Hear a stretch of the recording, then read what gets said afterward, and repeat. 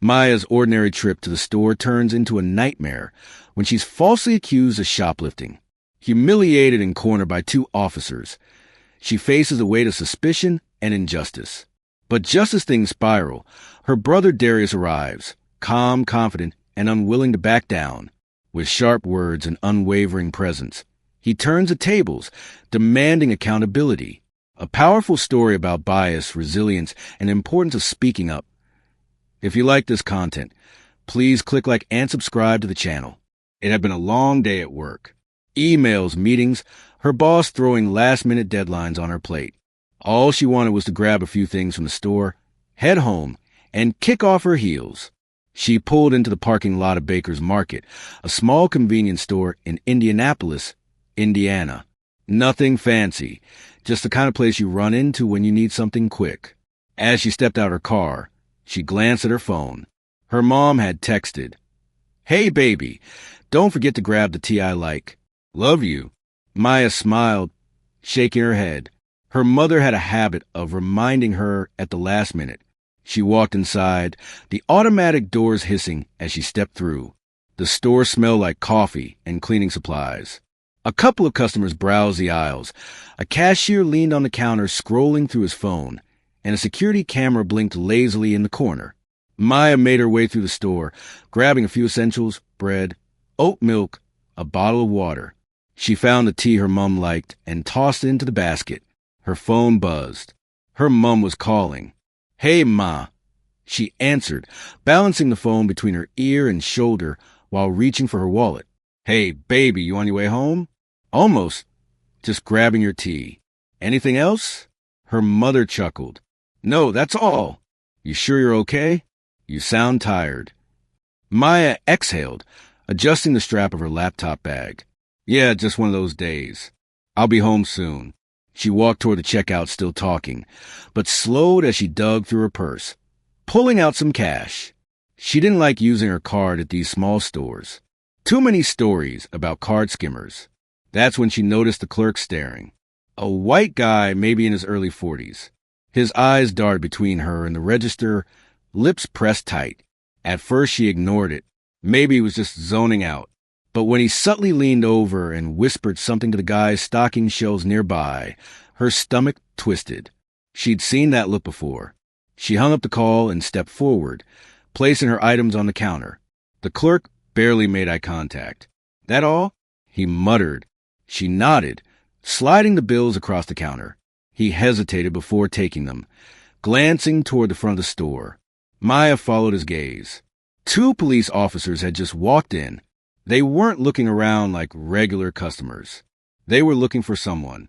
And then one of them pointed straight at her. But before she could react, they were already walking toward her. Maya barely had time to process what was happening before the two officers.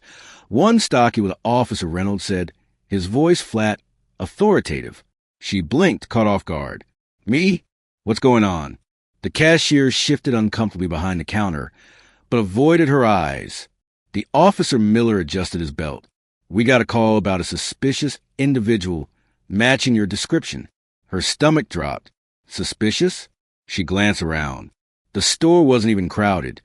Just an older woman near the frozen section and a teenage boy flipping through a magazine. "What are you talking about?" she asked, forcing herself to stay calm. "I'm just buying groceries." The officer Reynolds' expression didn't change. "Do you have ID on you?" Maya's fingers curled around her wallet. "For what? What exactly am I being accused of?" The tension thickened. The other officer sighed, like he was already tired of dealing with her. A store employee reported someone acting suspiciously, looking around too much counting money. Maya let out a sharp laugh, disbelief bubbling up in her chest. "Are you serious? Since when is counting my own money a crime?" Neither officer flinched. The cashier finally spoke up, his voice quieter than before. She was hesitating at the shelves. Looked like she was watching to see if anyone was looking. Maya turned to him, eyes wide. "I was trying to decide between brands." "You really think I came in here to steal tea and oat milk?" The Reynolds cop took a step closer. "Ma'am, lower your voice." Her breath caught. She wasn't even yelling. She suddenly felt all eyes on her. The teenager had stopped flipping to the magazine. The older woman near the frozen section was pretending not to watch. She felt it, that shift in the air. She knew where this was going. Her heartbeat picked up. She'd seen enough viral videos, enough news reports. She knew that once things escalated, it didn't matter how right she was.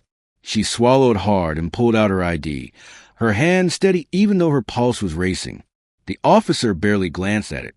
"Step aside, please," he ordered. "We need to ask you some questions."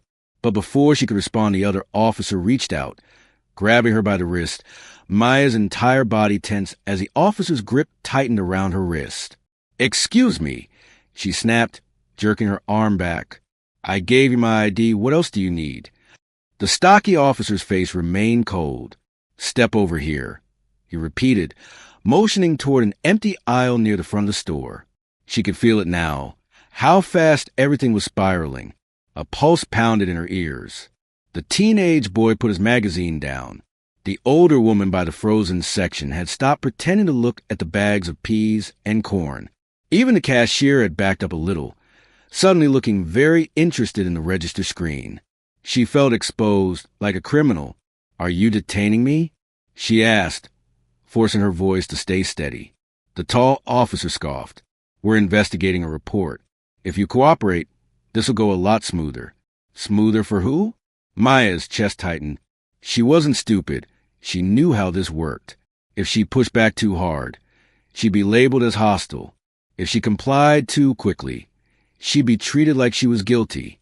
Lose-lose. "I want to know exactly what I'm being accused of," she said, her voice firmer. "You still haven't told me." The officer Reynolds exhaled sharply, as if she was exhausting him. "Ma'am, someone thought you might be shoplifting. We're doing our job." Maya let out a bitter laugh. "You mean profiling?" The second those words left her mouth, the air shifted again. Reynolds's eyes darkened. "Turn around," he ordered. A rush of heat shot through Maya's body. "What?" "No." She shot back, stepping back instinctively. "I did nothing wrong." The officer Miller reached for her. "Don't resist." "Resist?" Maya's voice shot up, panic-laced in every syllable. "You're not about to search me in the middle of this door like I'm some damn thief." She barely had time to react before she felt hands on her arms, forcing her to turn. The humiliation hit her like a truck. Right there, in front of strangers, they patted her down, palms sweeping over her pockets, her back, her waist. She wanted to disappear. Her skin burned with shame. She wasn't crying. She refused to give them that. But her eyes stung. Her fists clenched at her sides. The store had gone silent. Even the cashier was frozen in place. Seconds stretched into eternity. And then, as if this couldn't get any worse, the bell above the door chimed. Maya barely registered it until she heard a familiar voice. A voice that didn't ask questions. A voice that cut through the tension like a blade. "Let her go, now." The air in the store shifted instantly. Maya turned her head, barely able to move with the officer's hand still on her. But she didn't need to see his face to know who had spoken. Darius. Her older brother stood just inside the entrance, his broad frame filling the doorway. He wasn't yelling, wasn't moving aggressively, but the weight of his presence was enough to stop everything. The officers hesitated. Reynolds' grip on Maya's arm loosened slightly as he turned his head toward Darius. "Sir, step back. This doesn't concern you." Darius let out a sharp breath, one of those low, dangerous chuckles that said, "You must not know who you're talking to." "Oh, it concerns me," Darius said, his voice smooth but firm. "That's my sister." Maya exhaled shakily, her pulse still racing. She was furious, embarrassed. But now she felt something else. Relief. The officer Miller shifted on his feet, his posture slightly more cautious now. "Sir, we got a report." Darius held up a hand.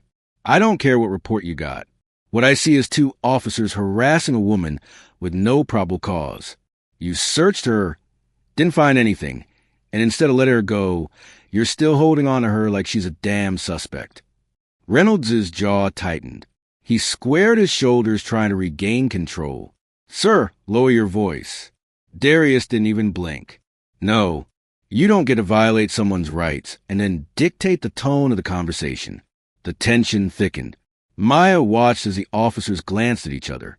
They weren't in control anymore, and they knew it. Darius took a slow step forward. His gaze locked onto them. "Let me ask you something," he said, his voice calm but cutting. "Did you check the security cameras before putting your hands on her?" Silence. His eyes flicked to the cashier. "Did you tell him what you actually saw, or did you just assume?" The cashier opened his mouth, but nothing came out. Darius let out a sharp sigh. "Yeah, that's what I thought."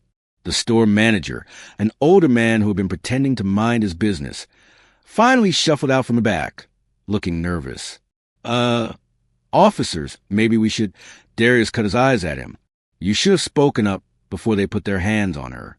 The manager swallowed hard. Maya felt the officers' grips finally loosen. And then, as if they could sense the way the situation had turned, they took a small step back. No apology, no explanation. Just a quiet, unspoken retreat. Darius took another step forward. "Now, unless you plan to arrest her, which you have no grounds for, you'll need to leave." Reynolds clenched his jaw.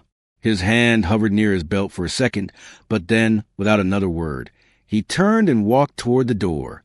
The officer Miller hesitated, his pride still bruised, but eventually followed. Maya watched Sasha watch them go, her chest rising and falling. Still try to process everything.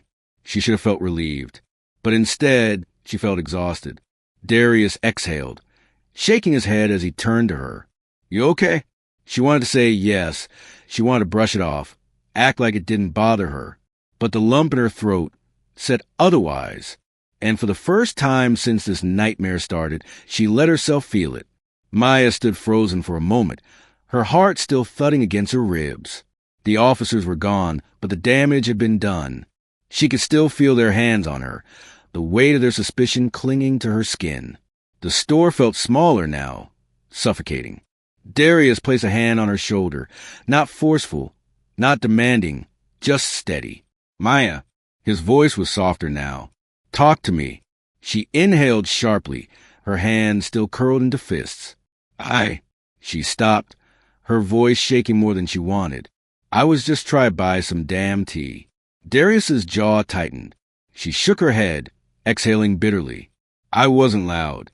I wasn't rude. I did everything right, and they still—" Her voice cracked, frustration bleeding into every word. She didn't need to finish the sentence. Darius already knew. The store was painfully quiet now. The teenager by the magazine rack quickly pretended to be interested in something else. The older woman near the frozen section had already shuffled toward the exit. But the cashier still stood there, his hands gripping the edge of the counter, eyes flicking between them like he wasn't sure whether to say something or just let them leave. Darius turned toward him, his expression unreadable. "What's your name?" The man hesitated. Ethan." Darius nodded, slow and deliberate. "Ethan, tell me something. Did you actually see my sister steal, or did you just think she looked like someone who would?" Ethan swallowed. I didn't say she stole anything. She was looking around a lot, and with the cash, Darius held up a hand, stopping him. "You assumed." Ethan had the decency to look ashamed, but that wasn't enough. Maya, still gripping her bag, finally found her voice again. "Do you even know what that felt like?" she asked, her tone razor sharp. "Being searched like I was some criminal? While you stood there and let it happen." Ethan opened his mouth, but no words came out. Darius's gaze didn't waver. "You know, there's a difference between calling the police when something actually happens and calling them because you think something might happen. One of those saves lives. The other one ruins them." Ethan looked down, his knuckles turning white against the counter. Maya shook her head. "Just say it, Ethan." He glanced up. "Say what?" "Say you were wrong." Silence. Her chest was still tight, the humiliation still fresh, but she refused to let him off the hook that easily. Ethan finally exhaled, rubbing a hand down his face. "I was wrong." His voice was barely above a whisper. Maya swallowed. It wasn't enough, but it was something. Darius wasn't done, though. His attention turned toward the store manager, who was lingering near the back, like he was hoping to avoid eye contact. You. Darius's voice was sharp again. The older man straightened, suddenly looking very busy with nothing. You were here the whole time, Darius continued. You could have stepped in. You could have said something. The manager let out a nervous breath. Look, man, No. Darius cut him off. You don't get to play neutral. When you see something wrong and say nothing, you're just as bad as the people doing it. The manager had no response to that. Maya didn't either. She was drained. She just wanted to go home. Darius must have seen it on her face because he took a step back, giving her space. You ready? He asked. She nodded. Yeah, let's go. They turned toward the door, the automatic glass sliding open with a faint hiss. But just as they stepped outside, a voice called out, Maya. She turned. Ethan, the cashier, stood at the counter, looking conflicted. She waited. He scratched his neck, looking anywhere but at her. I shouldn't have called them. Maya held his gaze. For a split second, she almost considered telling him it was okay. But it wasn't, and maybe that was a problem. She nodded once, acknowledging his words but not forgiving them. Not yet. Then, without another word, she walked out. The night air hit her, like a shock to the system. She inhaled deeply, trying to shake off everything that had just happened. Darius walked beside her in silence. It wasn't until they reached the car that she finally spoke. I hate that this is normal, she murmured, gripping the door handle. Darius sighed. It shouldn't be. Maya exhaled sharply, then looked up at him. What if you hadn't shown up? Her voice was barely above a whisper. Darius met her gaze, his expression unreadable for a moment. Then he said, I don't even want to think about that. Neither did she. But deep down she already knew. The car ride home was quiet. Maya stared out the window, watching the city blur past. The streetlights cast long shadows, the hum of the engine the only thing filling the space between them. She should have felt safe now. She was out of that store, away from those cops, no longer under the weight of their suspicion. But the feeling didn't leave. It sat in her chest, heavy, stubborn. She replayed it all. How fast it happened. How easily they dismissed her. How her voice hadn't mattered until Darius walked in. That was the part that kept looping in her head. She shouldn't have needed him there. She shouldn't have needed anyone at all. Darius must have noticed her silence because he finally spoke. Talk to me, Tash. She exhaled, still looking out the window. I did everything right. He didn't interrupt. He let her talk. I was polite. I gave him my ID. I didn't yell. I didn't fight. And still, she shook her head, laughing bitterly. Still, it wasn't enough. Darius tightened his grip on the steering wheel. I've seen this happen to other people, she continued, her voice quieter now. Watched the videos, read the stories, and I always told myself if it ever happened to me, I'd handle it the right way. But none of that mattered, Mal. They already made up their minds the second they saw me. She finally turned to look at him. So tell me, what the hell are we supposed to do? Darius let out a slow breath, thinking. We do what we've always done. Maya scoffed. Which is what? Fight, speak up, hold people accountable, make them uncomfortable if we have to. She rolled her eyes. And what good does that do when people like those cops or that store clerk don't even want to change? Darius turned onto their street, pulling up in front of her apartment. He shifted into park, but didn't kill the engine. Then he looked at her serious. You saw what happened back there. Maya frowned. Yeah, obviously. No, I mean you saw it. He tilted his head. The way the officers backed off the second I started asking questions. The way the cashier suddenly had nothing to say. The way that manager damn near ran in the back when I called him out. Maya didn't say anything. Darius sighed. People like them, the ones who act first and think later, they count on silence. They count on people just letting it go. But when you make them answer for it, when you make them look at themselves and say it out loud, he shook his head. That's when things shift. She crossed her arms. So what? You think that guy Ethan is suddenly a changed man? That the next time a black woman walks and he's going to treat her differently? Darius shrugged. Maybe, maybe not. But now he knows better. And if he does it again, he can't pretend he didn't. Maya leaned her head back against the seat, staring at the ceiling. She wanted to believe that. She really did.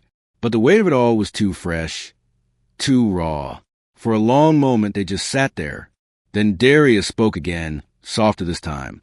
You know, this isn't on you, right? Maya turned her head toward him. He nodded. You didn't cause this. You didn't do anything wrong. What happened back there? That's on them. She swallowed. Then why does it still feel like I lost? Darius's expression was unreadable for a moment. Then he reached into the back seat, grabbed a small notepad and pen, and handed them to her. What's this? She asked. Write it down. Maya frowned. Write what down? Everything, Darius said. What happened? How they treated you. Their names, badge numbers if you caught them. The store, the time. All of it. Maya hesitated. But Darius just looked at her. Trust me. With a sigh. She clicked the pen and started writing. At first, her hand moved slowly, but the more she wrote, the faster the words came.